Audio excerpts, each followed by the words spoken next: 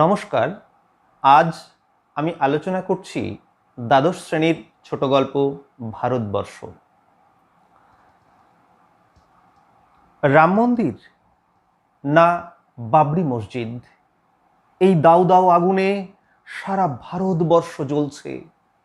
গুজরাট থেকে মিজোরাম, কাশ্মীর থেকে কন্যাকুমারী, রবীন্দ্রনাথের, নজরুলের, প্রত্যেকটি সাধারণ মানুষের ভারতবর্ষ জ্বলে পুড়ে খাক হয়ে যাচ্ছে। আর এই সময়ে আমরা যারা মানুষ, যারা জীবনের দিকে তাকিয়ে চোখের জল আটকে রাখতে পারি না, তারা কি করতে পারি?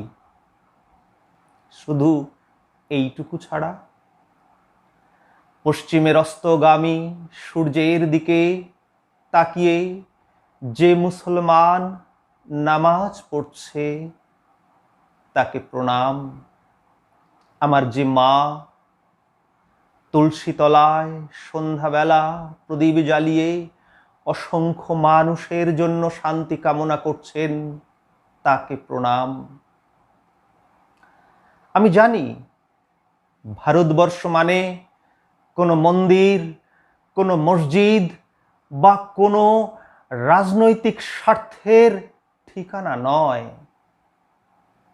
যে মুসলমান ভাই অন্ধ মানুষকে রাস্তা পার করে দেয়, কিংবা যে হিন্দু তার জমানো অর্থ আজ অসহায় মানুষের জন্য ব্যয় করছেন, তাকে প্রণাম। আর সেই মানুষগুলির প্রতি আজ আমার এই ক্লাসের আলোচনা আমি অর্পণ করলাম। ভারতবর্ষ গল্পটি সৈয়দ মুজতবা সিরাজের কোনো গল্পগ্রন্থে সংকলিত হয়নি এবং এই গল্পটি স্বাধীনতার পরবর্তীকালে রচিত হয়েছে। আমরা গল্পটি পাঠ করা মাত্রই বুঝে নিয়েছি এটি একটি দাঙ্গার গল্প, অর্থাৎ দাঙ্গাকে প্রেক্ষিত করে কিভাবে মানবিকতাকে তুলে ধরতে হয় সেটা সৈয়দ মুস্তাফা সিরাজ আমাদের জানিয়েছেন। কিন্তু এটুকু বললে তো হয় না, গল্পের গভীরে অনেক অনুপুঙ্খ বিষয় থেকে যায়। যদি আমরা কেউ প্রশ্ন করি, এই যে বৃদ্ধাটা মরে বেঁচে উঠল, এ কি কোনো অলৌকিক ঘটনা? এ আমাদের মনে হয় না যে একটা অবিশ্বাস্য একটা গল্প, এই গল্পটার কোনো লজিক নেই? কিংবা এই গল্পে একটা বটগাছের প্রসঙ্গ রয়েছে, লরির প্রসঙ্গ রয়েছে, রাস্তা রয়েছে এবং প্রচুর গালাগাল ব্যবহার করা হয়েছে। এসবের তাৎপর্য কী? কেনই বা গল্পটা বর্ষাকালে না হয়ে শীতকালের এক বৃষ্টিতে হয়? অকাল একটা দুর্যোগ। এই সমস্ত প্রশ্নে আমরা আসছি, একটু ধৈর্য ধরে শুনুন। এই গল্পটা পড়ার সাথে সাথে ভারতবর্ষ নামের আরও অনেকগুলো রচনা কিন্তু আমাদের সামনে উঠে আসে। যেমন রমাপদ চৌধুরী ভারতবর্ষ নামে একটি ছোট গল্প লিখেছেন। এস ওয়াজেদ আলী তিনিও একটি ছোট গল্প লিখেছেন ভারতবর্ষ নামে। অমিতাভ দাশগুপ্তের একটি কবিতা আছে ভারতবর্ষ নামে, বীরেন্দ্র চট্টোপাধ্যায়ের একটি কবিতা আছে ভারতবর্ষ নামে, পিনাকি ঠাকুরের একটি কবিতা আছে ভারতবর্ষ নামে। আবার দাঙ্গাকে কেন্দ্র করে অসংখ্য লেখা রয়েছে, যেমন আদাব ছোট গল্প সমরেশ বসুর লেখা, সাদা ঘোড়া রমেশচন্দ্র সেনের লেখা, তুলসী গাছের কাহিনী সৈয়দ ওয়ালিউল্লাহের লেখা, দাহ ফণীশ্বরনাথ রেণুর লেখা অসাধারণ গল্প দাহ গল্পটি, বা প্রত্যেকটি লেখাই সত্যি অসাধারণ। জীবনানন্দ দাশের একটি কবিতা আছে 1946-47, সেটিও দাঙ্গার প্রেক্ষিতে লেখা। তসলিমা নাসরিনের একটি উপন্যাস আছে লজ্জা, সেটিও দাঙ্গার প্রেক্ষিতে লেখা। এছাড়া অসংখ্য উপন্যাস, ছোট গল্প, কবিতা দাঙ্গাকে কেন্দ্র করে লেখা হয়েছে, বা সেখানে দেখানো হয়েছে সাম্প্রদায়িক সম্প্রীতি কিভাবে নষ্ট হচ্ছে এবং কিভাবে তার পুনরুদ্ধার সম্ভব, বা কিভাবে মানুষের বুকের মধ্যে ভালোবাসা একেবারে তরতাজা হয়ে ফুটে আছে। তো আমরা এসব কথা না বলে আমরা সরাসরি গল্পের দিকে চলে যাই। তো গল্পটি একেবারে সাদামাটা একটা ঘটনাকে কিন্তু কেন্দ্র করে লেখা। এই সাদামাটা গল্পটি অসম্ভব গভীরতায় নিয়ে যাচ্ছে আমাদের। কি সেই গভীরতা! আর আজকের দিনের এই প্রেক্ষিতে গল্পটির প্রাসঙ্গিকতা সত্যি বেড়ে যায়। তো আমরা গল্পে চলে যাই। আমি প্রথম ভূমিকা বেশি করছি না। গল্পটি শুরু হয়েছে এভাবে: পিচের সড়ক বাঁক নিয়েছে যেখানে, সেখানেই গড়ে উঠেছে একটা ছোট্ট বাজার।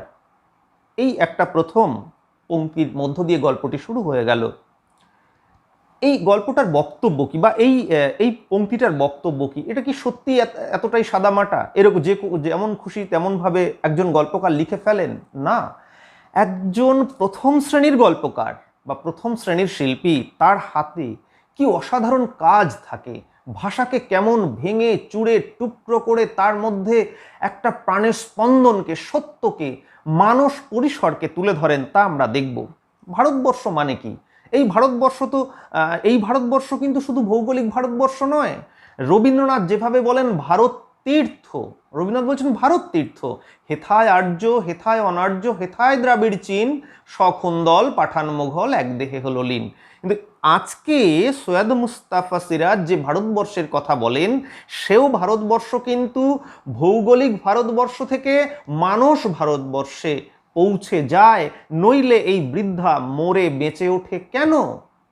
এটা ভৌগোলিক ভারতবর্ষ নয়। তো দেখা যাক পিচের সড়ক। পিচ আমরা জানি, পিচ একদম কালো কুচকুচে এবং এটা দিয়ে বানানো একটা সড়ক। তো পিচের সড়ক এটা কিন্তু অনিবার্যভাবে একটা রাস্তাকে চিহ্নিত করছে একদম বাইরের দিক থেকে। কিন্তু এটাই কিন্তু এই বক্তব্যের ভাব সত্য নয়। পিচের সড়ক এই শব্দবন্ধে আমরা পাবো ভারতবর্ষের সভ্যতা ও সংস্কৃতির একটি রাস্তা। কিন্তু পিচ যেহেতু কালো, তাই সেই রাস্তাটি অবশ্যই দ্বিজাতি তত্ত্বের, অর্থাৎ হিন্দু এবং মুসলিম এই দুটো ভাগে ভাগ হয়ে যাচ্ছে এবং সুকৌশলে রাজনৈতিক চক্রান্তে এই ভাগটাকেও করে দিচ্ছে, তার সূচক হয়ে আছে এই পিচ শব্দের মধ্য দিয়ে। এ প্রসঙ্গে অনেকে বলতে পারেন যে আমাদের দেশে বর্ণ বৈষম্য ছিল, তারপরে মধ্যযুগেও নিশ্চয়ই মধ্যযুগে মুসলিম আক্রমণের ফলে অনেক মুসলিম রাজারা ছিলেন। তাহলে গল্পকার যে সময়টা দিয়ে শুরু করেন সেটা কিন্তু প্রাচীন যুগও নয়, মধ্যযুগও নয়, একেবারে ইংরেজ আগমনের সময়টাই এই গল্পে চিহ্নিত হয়ে আছে এই পিচের সড়ক শব্দটার মধ্য দিয়ে। তার কারণ কি? কারণ মাথায় রাখতে হবে যে মধ্যযুগে যখন মুসলিম শাসকরা এদেশে এসছেন, তারা নিশ্চয়ই যুদ্ধ করেছেন, যুদ্ধ করে অনেক মন্দির ধ্বংসও হয়তো করেছেন। কিন্তু সৈয়দ মুস্তাফা সিরাজ সে কথা বলেন না। তারা লড়াই করেছে সামনাসামনি বীরের মতো। কিন্তু ইংরেজরা যে দ্বিজাতি তত্ত্বের ভাইরাসটা সৃষ্টি করে দিয়েছে, তা আমাদের হৃদয়টাকে ফুটো করে দিয়েছে, হৃদয়টাকে নষ্ট করে দিয়েছে, মনটাকে নষ্ট করে দিয়েছে। এটা একটা শয়তানি চক্রান্ত। শয়তানি চক্রান্ত এভাবেই হয়, সে মনটাকে নষ্ট করে দেয়। কিন্তু যে বীর, মহাভারতে যখন যুদ্ধ হয়েছে তখন দেখা যাচ্ছে দুই বীর সামনাসামনি লড়াই করেছে, কেউ পেছন থেকে ছুরি মারেনি। আমাদের সৈয়দ মুস্তাফা সিরাজ দেখাচ্ছেন ভারতবর্ষ গল্পের মধ্যে কিভাবে পেছন থেকে মারা হয়, ভেতর থেকে মারা হয়। এই জন্যে ইংরেজরা চলে গেছে, কিন্তু সেই ভাইরাসটা আজও যায়নি। তাই আজও আমরা দাউ দাউ আগুনের মধ্যে বসে আছি। রাম মন্দির না বাবরি মসজিদ, এই প্রশ্নটা আমাদেরকে শেষ করে দিচ্ছে এবং আগামী প্রজন্মকেও দেবে। তাদের স্বপ্ন, তাদের ইচ্ছে, তাদের মানবিকতা মারিয়ে দেওয়া হচ্ছে। সৈয়দ মুস্তাফা সিরাজ সেইটাকে চিহ্নিত করেন, শুধু দাঙ্গাকে নয়, ইংরেজদের দ্বিজাতি তত্ত্বের ভাইরাস, যে ভাইরাসটা মরে না বা মরছে না। তো যাই হোক, আমরা চলে যাচ্ছি এবার বাঁক শব্দের মধ্যে। পিচের সড়ক নিশ্চয়ই আপনারা বুঝেছেন এতক্ষণে। পিচ চটচটে লেগে যায়, পিচকে ছাড়ানো যায় না কোনোভাবেই। শরীরের কোথাও যদি লেগে যায়, সেটা জল দিয়ে ধুলে হয় না, সাবান দিয়ে ধুলে যায় না, সেখানে কেরোসিন বা ইত্যাদি দিলেও সহজে সেই পিচের দাগ উঠতে চায় না। এই জন্য বলছেন পিচের সড়ক। এই পিচের সড়কের মধ্য দিয়ে ভারতবাসী আজ হাঁটছে, হাঁটছে বলেই আজ আমরা গুজরাট থেকে মিজোরাম, কাশ্মীর থেকে কন্যাকুমারী একই সমস্যার আগুনের মধ্যে বসে আছি। বাঁক শব্দটা অনিবার্যভাবে সেই চিন্নায়নকে আরও তাৎপর্যপূর্ণ করে তোলে। ঔপনিবেশিক সভ্যতার দ্বিজাতি তত্ত্বের সূচক এই বাঁক আধুনিক ভারতবর্ষে যেটা মহাবিদ্রোহ নামে চিহ্নিত, সেই মহাবিদ্রোহের কারণ কি? ওই ধর্ম। আমরা জানি এনফিল্ড রাইফেলের একটা কার্তুজ, সেই কার্তুজের মধ্যে কি মেশানো ছিল? শুয়োর এবং গরুর চর্বি। হিন্দুরা গরু খায় না, মুসলিমরা শুয়োর খায় না, সুতরাং তারা কেন দাঁতে কাটবে? তাদের ধর্ম চলে যাবে। অর্থাৎ ইংরেজরা সুকৌশলে এটা করেছিল এবং এটাই ছিল সিপাহী বিদ্রোহের প্রত্যক্ষ কারণ। তারপর সেই নগ্ন রাজনীতি 1905 সালে একেবারে চরম আকার ধারণ করে লর্ড কার্জনের হাতে। লর্ড কার্জন এই ধর্মকে সামনে রেখে দুটো প্রভিন্সে বাংলাকে ভাগ করতে চেয়েছিল, অর্থাৎ দুটো প্রদেশে ভাগ করতে চেয়েছিল। কিন্তু সেদিন ভারতবর্ষের বহু মানুষ কাঁধে কাঁধ মিলিয়ে লড়াই করেছিল। আমরা জানি রবীন্দ্রনাথ ঠাকুরের সেই বাংলার মাটি বাংলার জল, এরকম অসংখ্য মানুষ সেটা করেছিলেন। কিন্তু রবীন্দ্রনাথ নিজেও এই আন্দোলনে বেশি দিন থাকেননি, মাত্র 3 মাস। সেটা আমরা ঘরে বাইরে উপন্যাসে দেখেছি। তারও অনেক কারণ আছে, কারণ রাজনৈতিক নেতারা সঙ্গে সঙ্গে এই দ্বিজাতি তত্ত্বকে তাদের নিজেদের স্বার্থে ব্যবহার করতে চেয়েছিল এবং করেও ছিল। তাই রবীন্দ্রনাথ সেই রাজনীতি থেকে সরে আসেন, বেশি দিন তিনি ছিলেন না।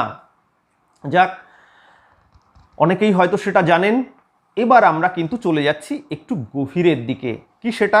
পিচের সড়ক বাঁক নিয়েছে যেখানে সেখানে গড়ে উঠেছে একটা ছোট্ট বাজার। এই বাজারটা কি? সেই বলবো উপনিবেশবাদ। উপনিবেশবাদ সবকিছুকে কিভাবে দেখে? লাভ লোকসানের জায়গা থেকে। কিসের প্রেম, কিসের হৃদয়, কিসের মানবিকতা? যাতে আমার মুনাফা হবে সেই কাজটি করো। ঠিক যেমনভাবে আজকে রাজনৈতিক নেতারা, বিভিন্ন দল, তারা তাদের স্বার্থে ধর্মটাকে ব্যবহার করছেন বা করতে চাইছেন, খুব সক্রিয়ভাবে ব্যবহার করতে চাইছেন।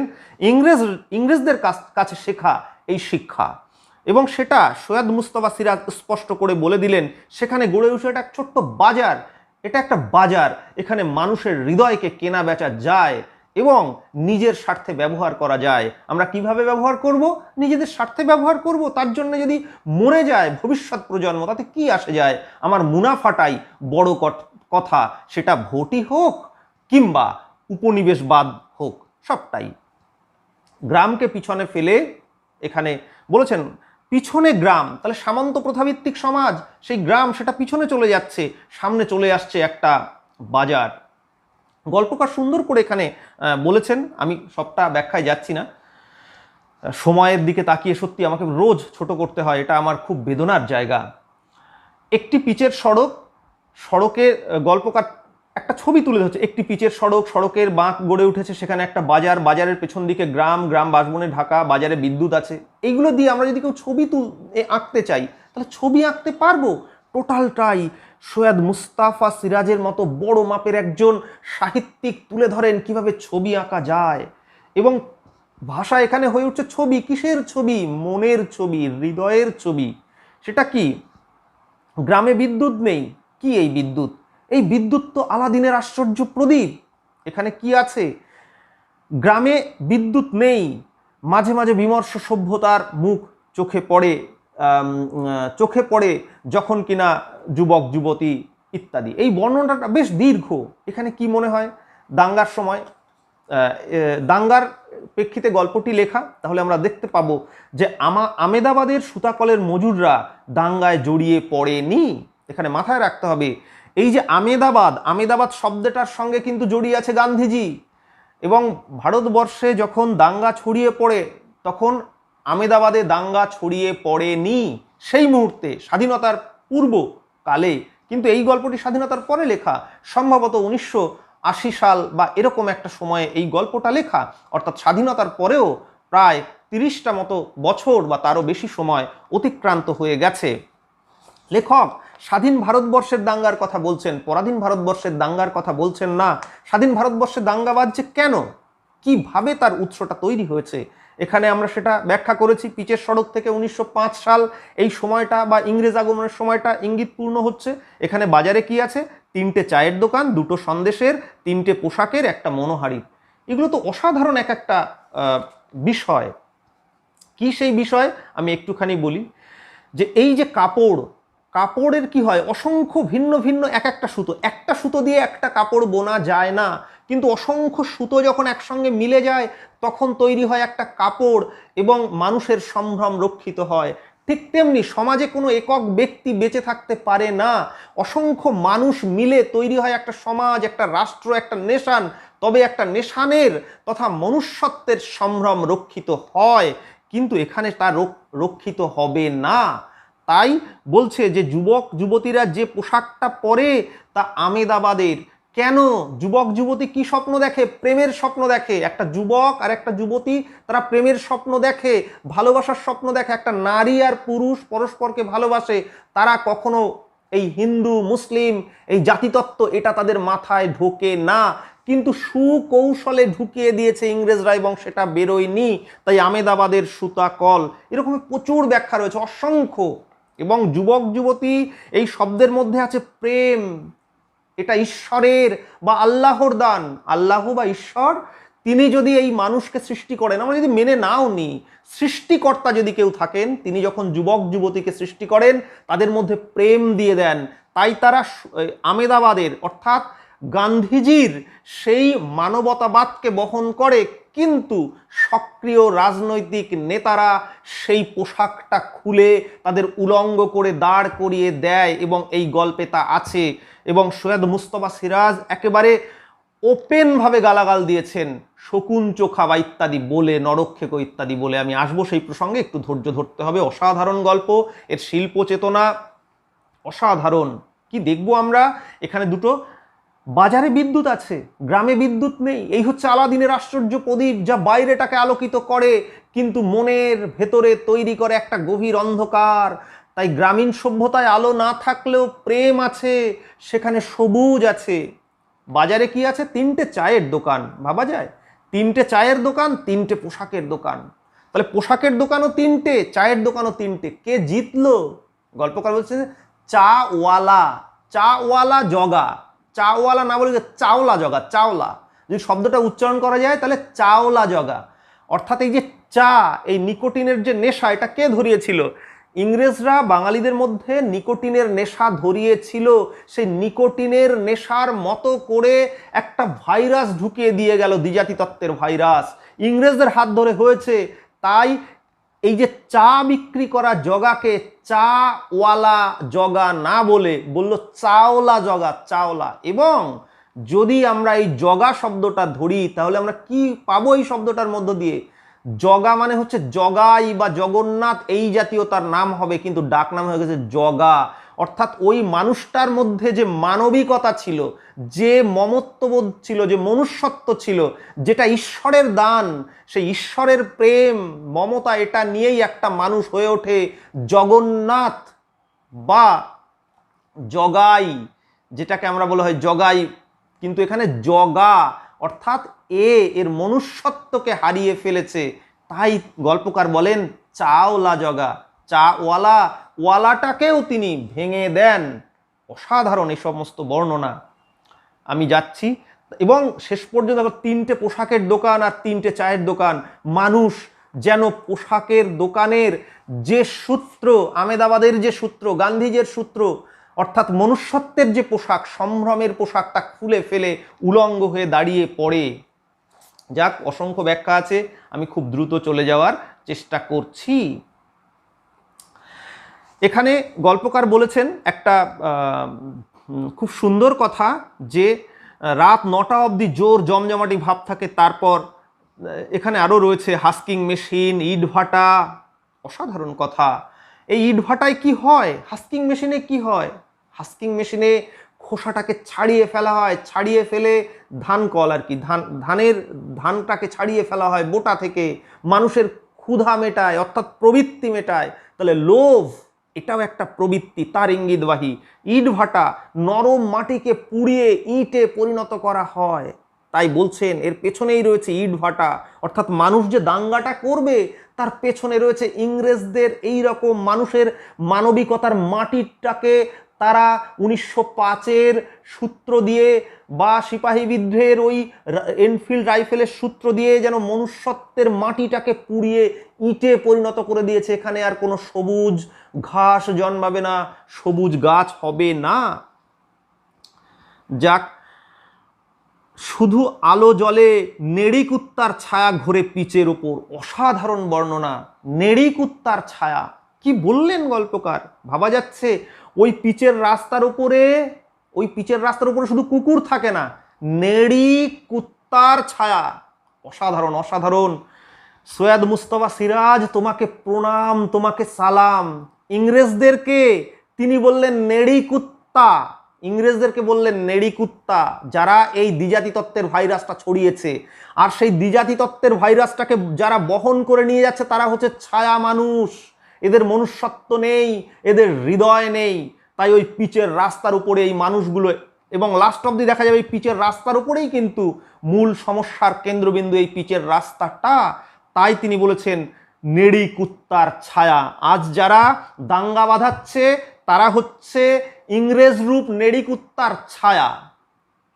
মাঝে মাঝে সত্যি একজন লেখকের এই শিল্পগুণ আমাদেরকে বিস্মিত করে, যা বাংলা ভাষার এক একটা মণিমুক্ত। মাঝে মাঝে চলে যায় ট্রাক দূরের শহরের দিকে। কি হয়, গ্রামের সমস্ত সম্পদ এরা লুট করে নিচ্ছে, ট্রাকে করে করে গ্রামের ফসল চলে যাচ্ছে, শুধু কি এইটুকু, এবং শহরে চলে যাচ্ছে, উপনিবেশ বাদে হয়ে বিদেশে চলে যাচ্ছে। তাহলে এই ট্রাকে করে শুধুমাত্র গ্রামের সম্পদ নয়, গ্রামের মানুষের হৃদয়টাকে ভাইরাস করে দিয়েছে। আবার চুপচাপ বাঁকের মুখে আদ্যিকালের বটগাছে প্যাঁচার ডাক ও স্তব্ধতার অন্তর্গত মনে হয়। অসাধারণ। আদ্যিকালের বটগাছ, এই বটগাছটা কি হয়, এই বটগাছটাই ভারতবর্ষের অতীত প্রাণসত্তার প্রতীক, অতীত সংস্কৃতির, অতীত মানবিকতার, অতীত ভালোবাসার প্রাণসত্তার প্রতীক, যা মরে না, বেঁচে থাকে। আদিকাল, আদ্যিকাল, এখানে বলেছেন আদ্যিকাল, আদি নয় আদ্যি। আদ্যি শব্দটা বলে এই যে বহুদিন থেকে চলে আসে, আদি শব্দটার উপরে জ ফলাদি, আদিকাল। কিন্তু লেখক কি বললেন, গল্পকার, আদ্যিকাল, অর্থাৎ এই অতীতের প্রতি জোর দিয়েছেন। যে অতীত থেকে আমরা শিক্ষা নিয়েছি কি, কাউকে যদি মারতে হয় সে তো বীরের মতো করে মারো। মধ্যযুগের এক একটা সম্রাট এসছেন, তারা বীরের মতো করে লড়াই করেছেন, তারা কখনো এই দ্বিজাতি তত্ত্বের ভাইরাস তুলে দেননি। মানুষে মানুষে যুদ্ধ ছিল, যুদ্ধ থাকবে, মারপিট থাকবে, এবং সেটা ন্যায়ের জন্য থাকবে, ক্ষমতার জন্য থাকবে, কিন্তু লোভের জন্য থাকবে না। ক্ষমতাটা কোন জায়গায় নিয়ে যাচ্ছে এখানে লোভটা। তাই লেখক আদিকাল না বলে বলেন আদ্যিকাল, অর্থাৎ আদিকালের বটগাছে পেঁচাটি যেন বেঁচে থাকার অন্তিম ডাক ডেকে যাচ্ছে শেষবারের মতো। আর উপনিবেশবাদের অন্ধকারে সেই ডাক মিলিয়ে যাচ্ছে ধীরে ধীরে। কারণ পেঁচার ডাকও স্তব্ধতার অন্তর্গত মনে হয়। পেঁচাটা যেন ডাকছে, পেঁচা ডাকছে কি, ডেকে যাচ্ছে অন্ধকারের মধ্যে। অর্থাৎ এই আদিকালে বসে একদম মানুষের অন্তিম যে ভালোবাসা, সেই ডাকটা অন্ধকারের মধ্যে মিশে যাচ্ছে। এই সমস্ত লাইন নিয়ে অনেকক্ষণ এক একটা ক্লাস নিলে তবেই হয়তো সুচারু বিন্যাসে ব্যাখ্যা করা যায়। সময়টা ছিল শীতের। এবার আমি বলেছি যে এখানটায় কোন সমস্যা তৈরি হচ্ছে, কেন শীতের সময়। অসাধারণ। এই গল্পটা কিন্তু শুরু হয়েছে স্বাধীনতার পর। অবশ্যই সেইটা ইংরেজরা যখন ছিল তখন দাঙ্গা হয়েছে, ঠিক আছে, কিন্তু লেখক বলছেন শীতের সময়। শীত হচ্ছে একটা আকাল, অসময়। শীতকালে বর্ষা হয় না। ঠিক তেমনি ভারতবর্ষ যখন স্বাধীন হয়েছে তখনই বেঁধেছে দাঙ্গা। সেই বিষয়টাকে নির্দেশ করার জন্য গল্পের ভাবসত্ত্বে এটা অসময়ের বৃষ্টি বলে দেখা হয়েছে। ভারতবর্ষ স্বাধীন হয়ে গেছে, তাহলে কেন হবে দাঙ্গা? মানুষ তো সুখে থাকবে, স্বপ্নে থাকবে, আমরা সবাই ভারতবাসী।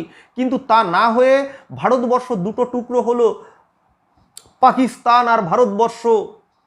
কিন্তু এই পাকিস্তান হিন্দুস্তানের এই নারকীয় ঘটনা গল্পকার সৈয়দ মুস্তফা সিরাজ সমর্থন করেন না, এবং তিনি দেখান তাই শীতকালেই এই সমস্যাটা হয়।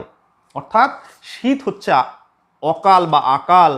এখানে মনে হচ্ছে উন্মত্ত জন্তুর মুখে জীবনের সোনার হরিণ। বুদ্ধদেব বসুর রবীন্দ্রনাথের প্রতি কবিতা থেকে বললাম। ভদ্রলোক বলে পৌষে বাদলা, ছোট লোক বলে ডাওর, বৃষ্টির সঙ্গে জোরে বাতাস হলে বলে ফাপি।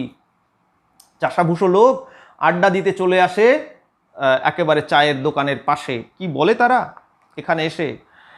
এই আকাল দুর্যোগে ধানের ক্ষতি হবে প্রচণ্ড, তাই লোকের মেজাজ বিগড়ে গেল। চাষাভুষো মানুষ চায়ের দোকানে আড্ডা দিতে দিতে প্রতীক্ষা করতে থাকলো রোদ ঝলমনে একটা দিনের, এবং মুন্ডপাত করতে থাকলো আল্লাহ ভগবানের। এখান থেকে মুন্ডপাত করছে, তার মানে কি? এরা বলছে যখনই আকাল, যেন আল্লাহ ভগবানকে যেন গালাগাল দিচ্ছে। মুন্ডপাত করতে থাকলো আল্লাহ ভগবানের। তাহলে এরা কি আল্লাহ বা ভগবানে বিশ্বাস করে?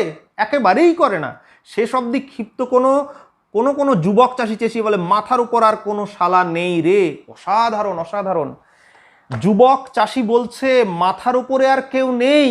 এই কথাটার অর্থ কি? অন্নদাশঙ্কর রায় একবার বলেছিলেন খুব সুন্দর একটা কথা, আমাদের দরকার ভাত, কাপড়, বেঁচে থাকার আশ্রয়, কিন্তু আমাদের পেটে যদি ভাত না থাকে, পরনে কাপড় না থাকে, আমরা তা চাই না। আমাদের মনের মধ্যে এমন করে গঠন তৈরি হয়ে গেছে, আমরা যেন চাই, ধর্ম চাই। ধর্ম দিয়ে পেট ভরে না, হৃদয় ভরে না। কোন ধর্ম? সেটা হচ্ছে মানব ধর্ম। মানব ধর্ম আমাদের করতে পারে, কিন্তু তা যদি কোনো সাম্প্রদায়িক ধর্ম হয়, তা দিয়ে পেট ভরে না। তাই বলে মাথার উপর আর কোনো শালা নেই। এই শালা শব্দটা ব্যবহার করছে কাদের জন্য? আল্লাহ ভগবানের জন্য এই শব্দটা ব্যবহার করলেন। অর্থাৎ যারা দাঙ্গাবাজ, তাদের কাছে আল্লাহ বা ভগবান কারোর কোনো মূল্য নেই। দাঙ্গাবাজদের কাছে সৃষ্টিকর্তার অস্তিত্বের কোনো মূল্য থাকতে পারে না, এটা বলে দিলেন। কিন্তু একটু খেয়াল করলে এখানে বুঝতে হবে কিভাবে গল্পটা ধীরে ধীরে গভীরতার দিকে যাচ্ছে। আমি সবটা আর বলছি না, কিছুটা লাভ দিয়ে দেখছি। এখানে একটা বুড়িকে আমরা আসতে দেখব। থুরথুরে কুজো ভিখারি একটা বুড়ি। বুড়ির বড় মেজাজি।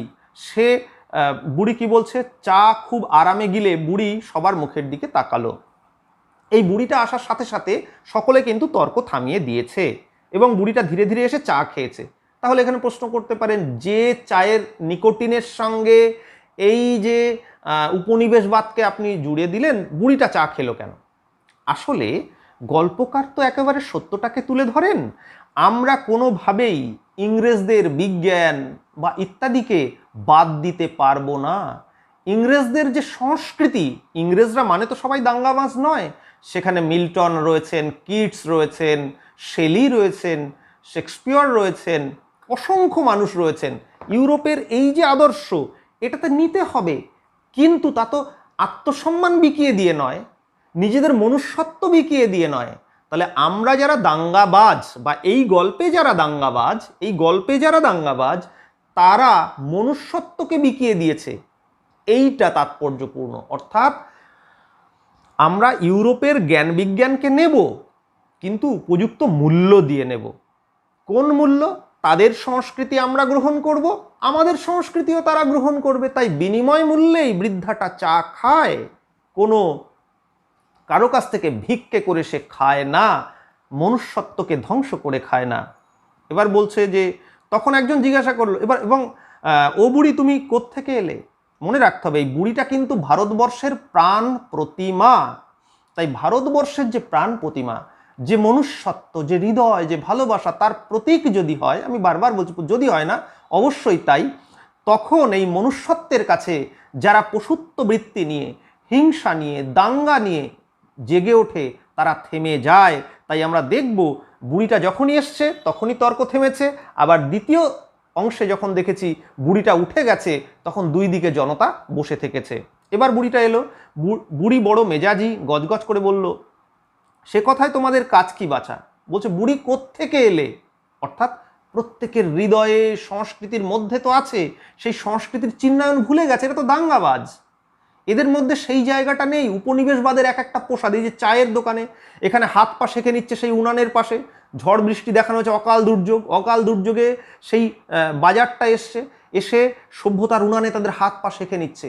এই হচ্ছে ভারতবর্ষের এক শ্রেণীর মানুষ। এদের সংখ্যাটা হয়তো বেশি। বুড়ি বড় মেজাজি, সে কথায় তোমাদের কাজ কি? ওরে বাবা, ভারী তেজি দেখছি, এই বাদলায় তেজি টাট্টুর মতো বেরিয়ে পড়েছে। বুড়ি খেপে গেল, তোমাদের কর্তা বাবা টাট্টু। অসাধারণ এই সমস্ত গালাগালগুলো। টাট্টু ঘোড়া, টাট্টু ঘোড়া হচ্ছে এক জাতীয় ছোট ঘোড়া, যে ঘোড়ায় করে মানুষ আরামে ঘুরে ফিরে বেড়ায়। মাথায় রাখতে হবে, মধ্যযুগে যখন যুদ্ধগুলো বেঁধেছিল তখন সম্রাটরা যে ঘোড়া ব্যবহার করেছিলেন তা কিন্তু টাট্টু ঘোড়া নয়, তেজি ঘোড়া। দুরন্ত ঘোড়ায় করে এক একটা সাম্রাজ্যের পর সাম্রাজ্য তারা জয়লাভ করেছেন। চেঙ্গিস খাঁ থেকে শুরু করে আরো অনেকেই সেটা রয়েছেন এক্ষেত্রে। কিন্তু এখানে কি বলা হয়েছে, কর্তা বাবা টাট্টু। মাথায় রাখতে হবে, কর্তা বাবা নয়, কর্তা বাবা। সমীভবন ঘটে গেছে, অর্থাৎ ইংরেজরা উপনিবেশবাদের মধ্য দিয়ে যে লোভ লালসা বাজারি অর্থনীতি চালু করতে চেয়েছিল, ভারতবর্ষের এক শ্রেণীর মানুষ বা বড় অংশের মানুষ সেই ইংরেজদের ভাবধারার সঙ্গে মিশে গেছে, এটা ধরা আছে এই সমীভবনের মধ্যে। তাই বলছেন কর্তা বাবা, কর্তা বাবা টাট্টু। কে কর্তা বাবা টাট্টু? অর্থাৎ ইংরেজরা ভারতবর্ষকে 200 বছর শাসন করেছে কি দিয়ে? বীরত্ব দিয়ে নয়, শয়তানি শক্তির জোরে। এই যে ভারতবর্ষকে হিন্দু এবং মুসলিম এই দুটো ভাগে ভাগ করে গেছে লর্ড কার্জন সুচারু বিন্যাসে, তার ফলেই তারা 200 বছর রাজত্ব করতে পেরেছে, নইলে তারা পারত না। তাই কর্তা বাবা টাট্টু, অর্থাৎ ইংরেজরা যেন টাট্টু ঘোড়ায় করে এই ভারতবর্ষকে সুখে শাসন করেছেন, তাদের তেমন কোনো অস্ত্র ধরার প্রয়োজন হয়নি। ইংরেজরা ভারতবর্ষে তেমন কোনো বড় লড়াই করেনি, যেটা চেঙ্গিস খাঁ থেকে শুরু করে বা আলেকজান্ডার থেকে শুরু করে বাবর থেকে শুরু করে পানিপথের প্রথম যুদ্ধ বা ইত্যাদি যে সমস্ত যুদ্ধ হয়েছে, এত বড় যুদ্ধ কিন্তু ইংরেজরা করেনি। তাই ইংরেজরা সেই টাট্টু ঘোড়ায় করে শয়তানি শক্তির জোরে মানুষের হৃদয়কে ধ্বংস করেছে তা বলেছেন। এবং ইংরেজদের সুচারু বাজারি বিন্যাসকে আমাদের দেশের মানুষ, এই দাঙ্গাবাজ মানুষ মনে মনে বহন করেছে। তাই এই গালাগালটি অসাধারণ। এরপর আমরা আরেকটু চলে যাই। এরপর দেখা যাবে যে বুড়িটা কি বলছে, যে বুড়ি তুমি কোথায় থাকো? তোমাদের মাথায়। এই মাথা শব্দটাও তো অসাধারণ তাৎপর্যপূর্ণ। দেখবেন আমরা আমাদের সেই অতীত ঐতিহ্যকে স্নেহ মমতা ভালোবাসা যা আমাদের বড়রা শিখিয়েছে, তাদের তো আমরা শ্রদ্ধা করি, মাথায় করে রাখি, তাদের কাছ থেকে শিখেছি। পরস্পর মানুষকে ভালোবাসতে হয়, গুরুজনদের প্রণাম করতে হয়। মানুষ বিপদে পড়লে, একটা অন্ধ মানুষ যখন রাস্তা পার হতে পারে না, তাকে হাত ধরে পার করিয়ে দিতে হয়। একটা মানুষ যখন তৃষ্ণার্ত থাকে, তাকে তৃষ্ণার জল দিতে হয়। যে মানুষটা না খেয়ে আছে, তাকে খেতে দিতে হয়। এটা কে শিখিয়েছে?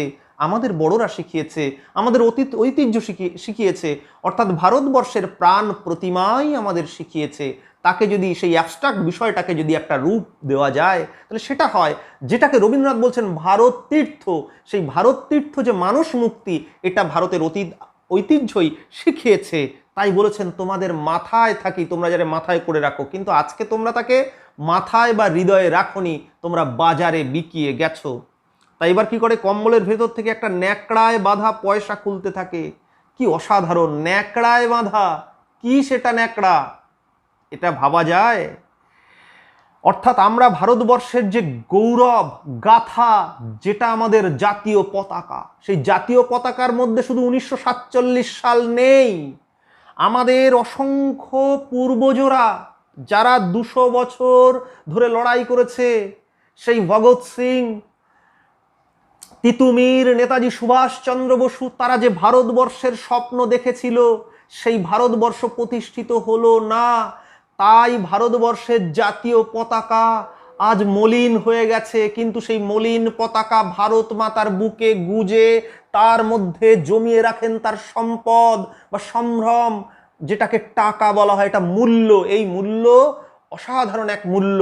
তা শুধুমাত্র টাকার মূল্যে, যেটা ওই যে চা খাওয়াটা টাকার মূল্য, সেটা মিটিয়ে দাও। তাই ভারতবর্ষের 1947 সাল বা তার আগে হাজার হাজার বছর ধরে মানুষের যে স্বপ্ন, সেটাই হচ্ছে জাতীয় পতাকার প্রতীক। কিন্তু সেই জাতীয় পতাকা যেন মলিন হয়ে যায়। কেন মলিন হয়? শুধু এটা দ্বিখণ্ডিত স্বাধীনতার কথা বলে না, বলে প্রেমের কথা, ঐতিহ্যের কথা। তাই সেখান থেকে পয়সা দেয়, তারপর চায়ের দাম মিটিয়ে আবার রাস্তায় নামলো। লোকরা চেঁচিয়ে বলল মরবে, নির্ঘাত মরবে। বুড়ি ঘুরে বলল তোরা মর, তোদের শত গোষ্ঠী মরুক। আমি এই গালাগালগুলোর ব্যাখ্যা কিন্তু দেব। এই গল্পে অনেক গালাগাল রয়েছে, তার ব্যাখ্যা দেব। এবার কি হচ্ছে, সবাই দেখলো বুড়ি নড়বড় করে বাকের মুখের বটতলায় গেল এবং সে শেকড়ে বসে পড়ল। কি হয়েছে এখানটায়? শেকড়ে বসে পড়ল। শেকড়টার পেছনে গুড়ির গায়ে খোদল আছে, সেখানে পিঠ ঠেকিয়ে পা ছড়ালো। বোঝা গেল বুড়ির এই অভিজ্ঞতা প্রচুর আছে। সে বৃক্ষবাসিনী। অসাধারণ কথা। এই বৃক্ষবাসিনী কথাটি আমি কি বলছি এখানটায় একটু মাথায় রাখতে হবে। বৃদ্ধাটি যেন ভারতবর্ষের শেষ আলোক স্তম্ভের একটা প্রতীক হয়ে উঠছে। শুধু শেষ নয়, সবার চোখের সামনে দিয়ে বৃদ্ধটি গাছটার মোটা শেকড়ে বসেছে। একে আমি বলবো শেকড় পেতে বসা। গাছ তার মাটির গভীরে শেকড় চালিয়ে দেয়। ভারতের অতীত সংস্কৃতির অনেক গভীরে শেকড় চালিয়ে বসে আছে এই বৃদ্ধা। সেখানে গাছের মতো ঐতিহ্য। এক ভারতবর্ষের অতীত মাটি থেকে সে রসদ সংগ্রহ করে দীর্ঘ জীবন সে অতিবাহিত করেছে। সে যেন একটা বটবৃক্ষ, ভারতীয় উপমহাদেশের বটবৃক্ষই বটে। সে বৃক্ষবাসিনী। অর্থাৎ এই বৃদ্ধাটি হিন্দু বা মুসলমান নয়, কোনো মন্দির বা মসজিদে সে আশ্রয় নেয়নি। সে নিয়েছে গাছের কোটরে, যেখানে সবুজ আর মানবিকতার আশ্রয়। এখানে নেড়িকুত্তার ছায়া নয়, মাথায় রাখতে হবে, নেড়িকুত্তার ছায়াটা নয়, বটবৃক্ষের ছায়ায় সে বসে থাকে। মানব সভ্যতার প্রথম আশ্রয় কিন্তু এই বৃক্ষ। যখন কোনো ধর্ম তৈরি হয়নি, মানুষ আদিমকালে গাছে বসবাস করত, তখন তো কোনো ধর্ম তৈরি হয়নি। মানুষে মানুষে কোনো বিভেদ ছিল না। মানুষের আদিম সারল্যের সঙ্গে মিশে গেছে গাছের কোটরে আশ্রয় নেওয়ার বিষয়টি। এ যেন এক অতীত তপবন, সেই অনেক একটা তপবন যেখান থেকে ভালোবাসার আশ্রয়ে বৃদ্ধাটি বেঁচে থাকে।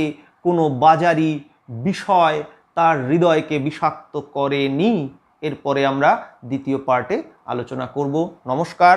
ভালো লাগলে মন্তব্য লিখবেন, আমাদের চ্যানেলটি সাবস্ক্রাইব করবেন। দ্বিতীয় পার্টে আমরা বাকি অংশটা বোঝাবো।